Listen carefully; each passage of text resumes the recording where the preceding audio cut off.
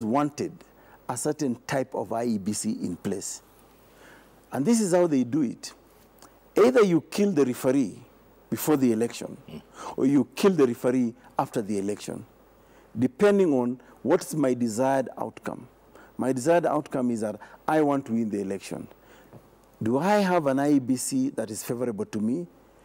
Yes or no, we go into the election. After the election, we begin to hound that IEBC. That's the notion of killing the referee. Now, both NASA and Jubilee created this problem so that whatever unpreparedness, whatever challenges you have at IEBC today is partly the responsibility of the political class and the two protagonists. So now, I have not changed from the view and the conviction that Kenya today needs a different leadership, and Third Way Alliance still presents that. And let me come to the question that you're asking, why then am I participating in this? Listen, there is no doubt that I've had concerns and questions around the IEBC. Even before the election of August 8th, you will recall we were the only party that was vocal about the printing of the 1.2 million extra ballots. We were vocal about the fact that the IEBC was always singing to the tunes of both Jubilee or NASA, depending on the context. We were vocal on the fact that IEBC had poor communication. None of these other people had. As a matter of fact, I believe both NASA and Jubilee are trying to infiltrate the IEBC ICT infrastructure. Speaking of infiltration, did anyone approach you from either side to tell you, hey, stay in this race? Did anyone? No. Let me tell you. Nobody?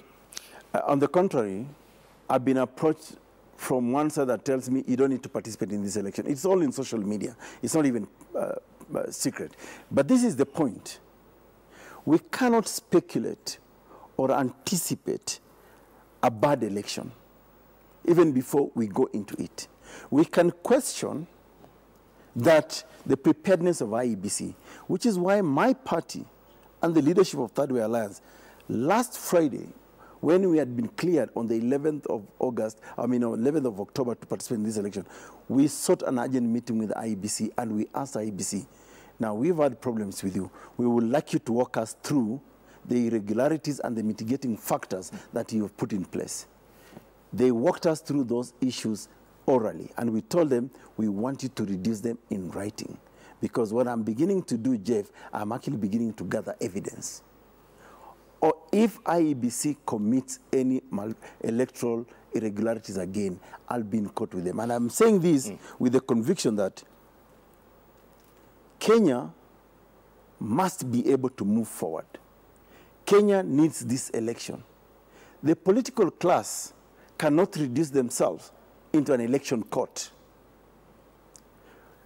The election court in this country is the Supreme Court of Kenya. It is not for us players into the game to decide that this is the outcome that we want, because that's unfortunately where we are taking this country. Why are you insisting that NASA leader Raila Odinga has to be in the race? Why are you insisting? And you keep urging him wherever you go. Why? Listen, I want to agree with that point. IEBC has made many blunders, including the fact that when I got orders in personam that about Ekuru Aukot, include Ekuru Aukot either by gazetting, doing a fresh gazette notice or amending the one, IEBC went on a fishing expedition to say, oh, we think there's somebody else out there who may want to run for president. That is wrong on the eyes of IEBC. It's also wrong in the eyes of IEBC to have received a letter from the NASA presidential candidate saying, I am vacating my presidential bid. And I actually thought Raila Amolo Odinga was so magnanimous, he became a statesman when he said, I have taken into account the interests of the people of Kenya, the region, and the international community. And that's the reason why I am vacating my presidential bid.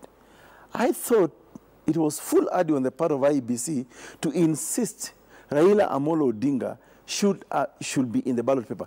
The wise thing to have done was to say, oh, now that Ekuru Aukot is the only other guy who has been asked to be included in the ballot, then we should gazette afresh for Uhuru Kenyatta versus Ekuru Aukot.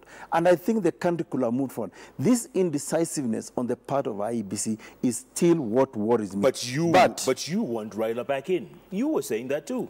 Who, me? Yes, I've seen you.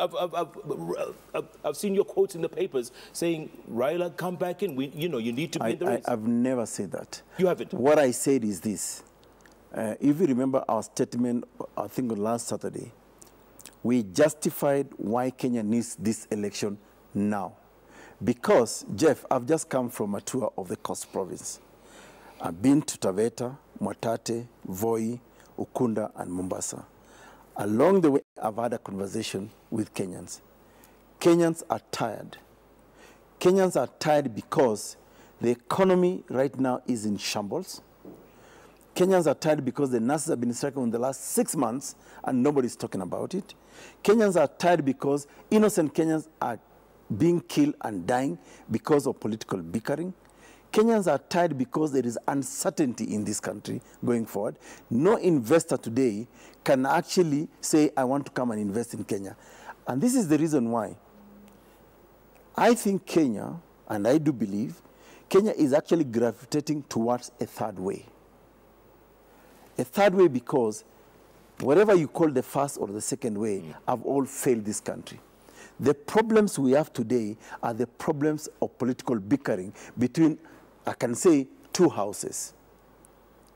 Whether you want to call it the house of Mumbi or the house of the other, whatever the case may be. But these are the people who have actually caused problems in this country. And I think the ordinary Kenyan is suffering because of political bickering.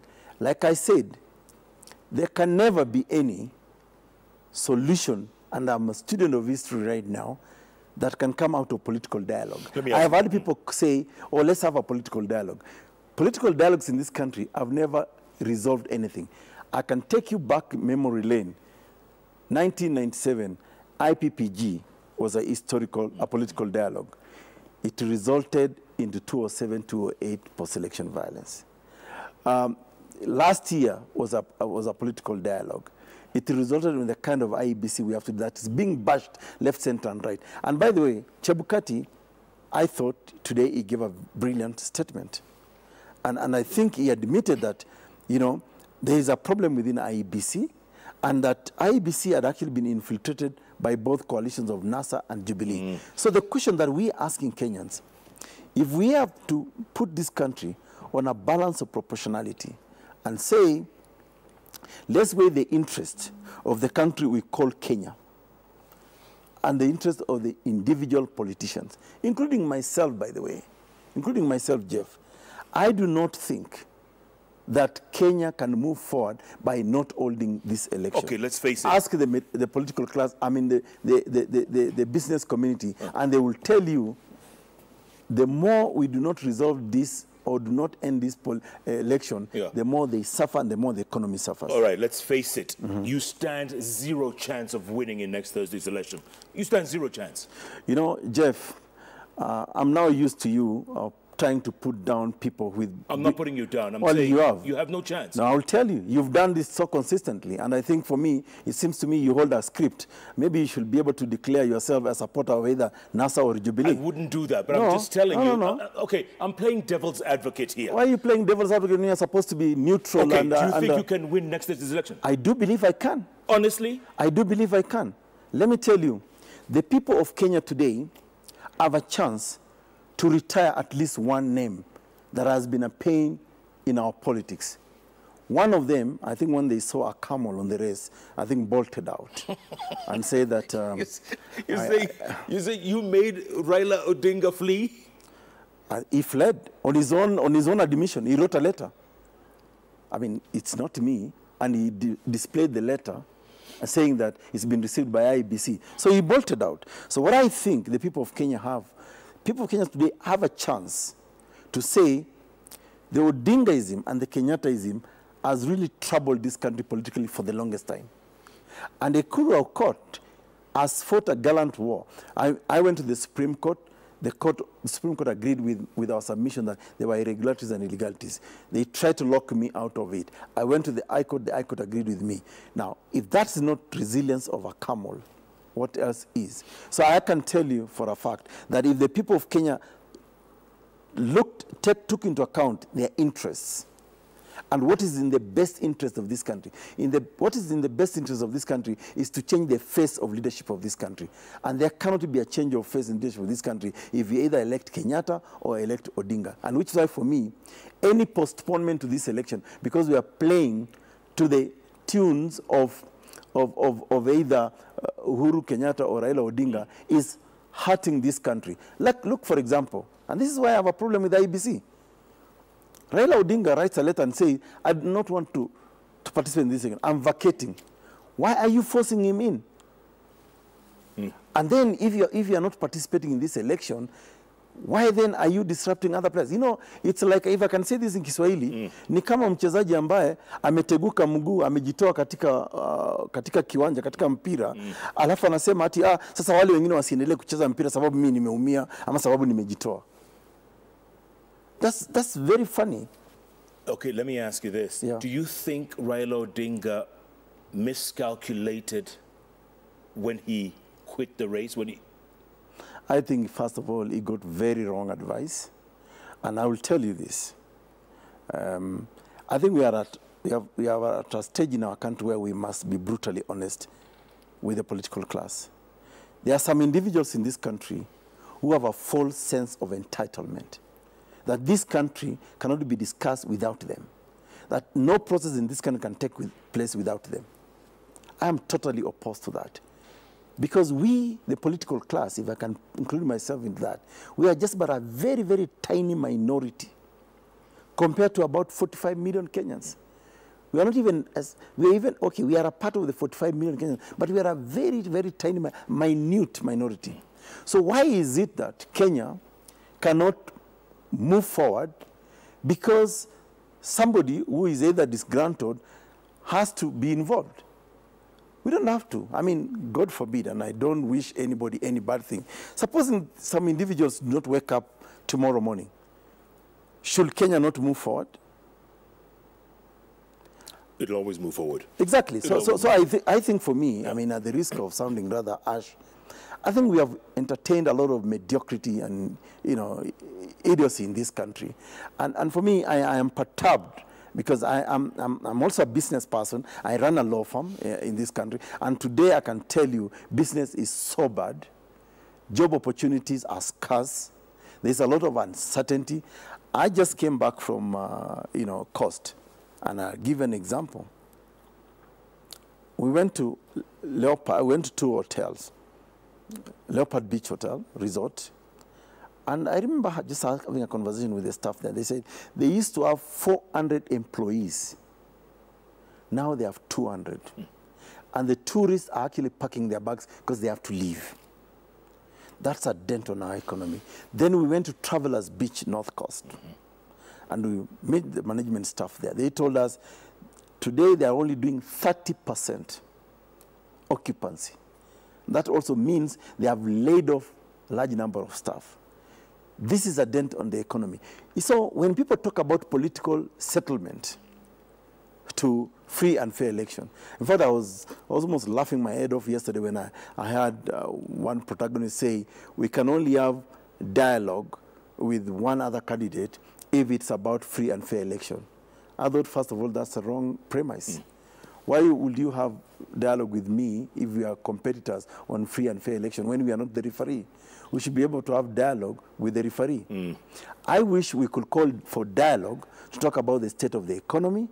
I wish we could call for dialogue to talk about the nurses' strike. I wish we could call for dialogue to talk about the national debt. Today, Jeff, even a pregnancy, nakwambia, hata mimba Kenya inadaiwa. At the tune of about 90,000 Kenya shillings. NASA has called for demonstrations next Thursday, on election day, demonstrations. What are you telling your followers? What are you telling your voters?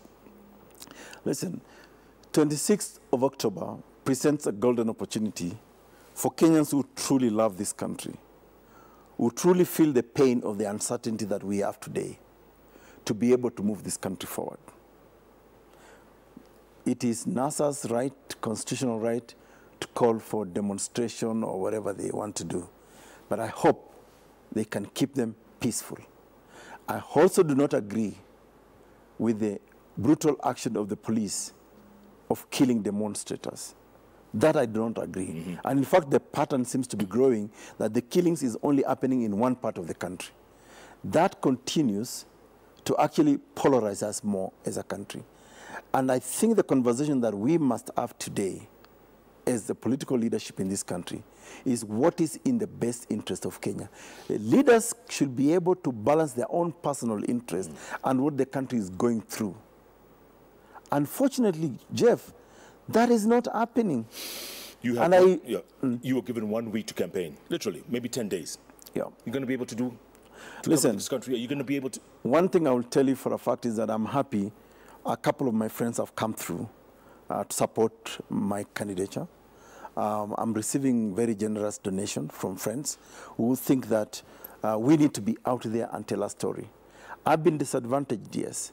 But let me tell you, I have also decided that if I make more complaints, lament more, I would run the risk of being some of those crybaby politicians that we've had for the longest time in this country, who think that it's either our way or hit the highway.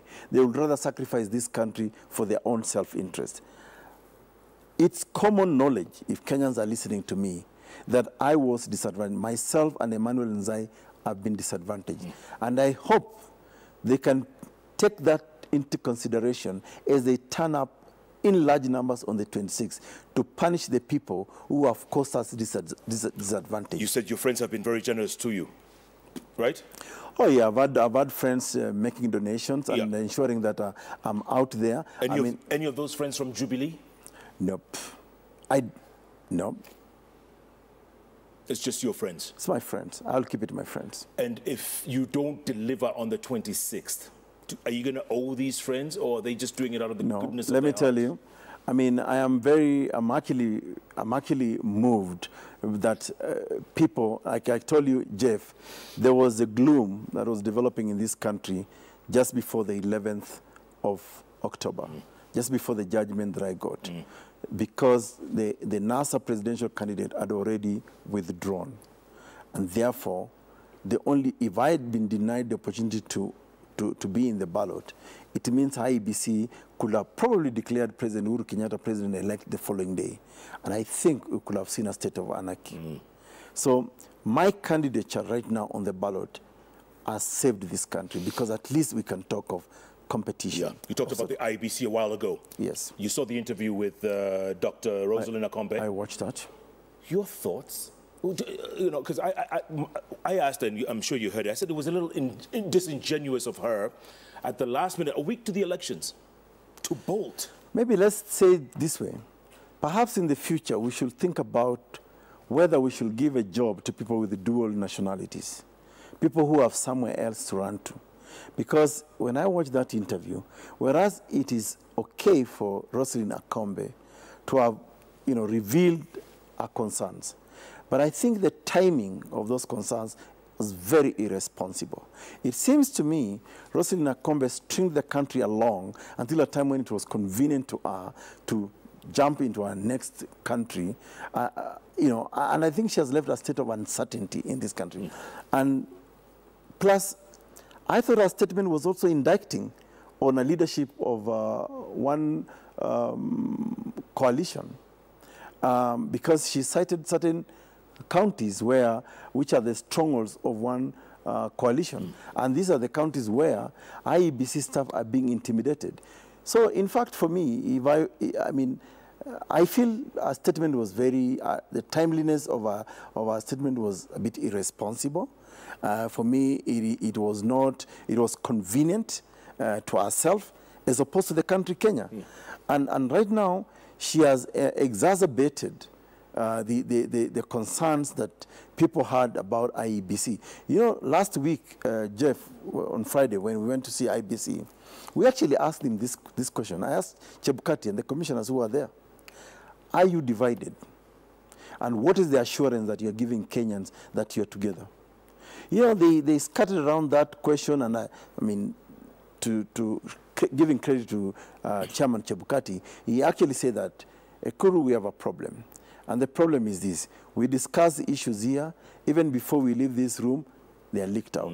So the truth for the matter is we have a divided IEBC. And I am hoping that Chairman Chebukati will stop speaking to me, Ekuru Aukot, or to the political class in boardrooms. Because, again, I repeat, we are just but a tiny minority in this country. I hope Chebukati will hold a press conference that should be aired live, in which he will explain the irregularities that were identified earlier and the mitigating measures that he has put in place. I hope he can do this. You think he's going to last till Thursday? Pardon me? Will he last till Thursday? Well, you know, I think he should. He should last until Thursday, because if he's a true patriot, and I read his statement, and he talked tough, and I said, my goodness, I wish he was talking like this for the last couple of months. I mean, even the fact that he gave all of us a yellow card and, he threatened. Yeah. I thought that was brilliant. Yeah. On his part, he was telling people, I'm watching you. I mean, if you're gonna ruin this country, you cannot do it under my watch. I thought that was lovely. And I'm thinking Chebukati should, even beginning tomorrow, speak to Kenyans about the mitigation factors that he said to us as Third Way Alliance that he has put in place, which in a way gave them like the benefit of doubt that it's possible they could pull through this election. But like I said, if only the political class stopped interfering with the IEBC and supported it, I do believe in strengthening our institution, Jeff. If strengthening those institutions may mean kicking out some bad elements in it, like we have maintained that we kick out some of the bad elements at the IEBC, or even prosecuting them, or whoever has evidence about some of these individuals should come out with a clear charge sheet of what offenses these individuals have committed. That way we will be strengthening our institution. Because it does not make sense, Jeff, that every time we go into an election or after an election, we are disbanding an institution, especially a constitutional. I was about to say that. How do you strengthen the institutions? Because, the Ahmed Itzak Commission, that was kicked out. This Chebukati one was brought in. I mean, come on, man. Precisely my point, Jeff, that who exactly was responsible for the kicking out of the Ahmed Itzak-led commission and bringing the Chebukati-led commission? It is the political class, and not any other political class. It is the NASA and Jubilee political class. It's Uhuru Kenyatta and Raila Odinga who sat down, appointed their lieutenants, and decided this is what we want in an electoral management body. Now, what I'm telling Kenyans, and this is my appeal to Kenyans, you have an opportunity to retire both these individuals. You have an opportunity to say, we can begin afresh. I think if there is one change that this country desperately needs, Jeff, is a change of face in leadership. And that change of face is here, sitting on the bench on the JKL Live. On that note, we're going to take a break, come back, and I'm going to ask you, there's rumors or talk that is rife that members of Third Way are fleeing. They're fleeing Third Way Alliance. Is that true? Hold that thought. Yeah. And also, people now describe you as a tumbocrat. I will answer it. If you want me to answer it, No, think about it. I don't need to think about that, Jeff. I can answer it right away. Are you a tumbocrat? Never. Can never be a price to this son of a nomad. Son of a nomad. The man from Kapedo. Ekuru Aukot is in the house, Third Way Alliance. Send your questions, comments right here at Ekuru Aukot, at Koinange Jeff, hashtag JK Live. Make sure you put the hashtag so we can see your comments and questions, and we'll read them when we come back. JK Live takes a break. We'll be back in a moment.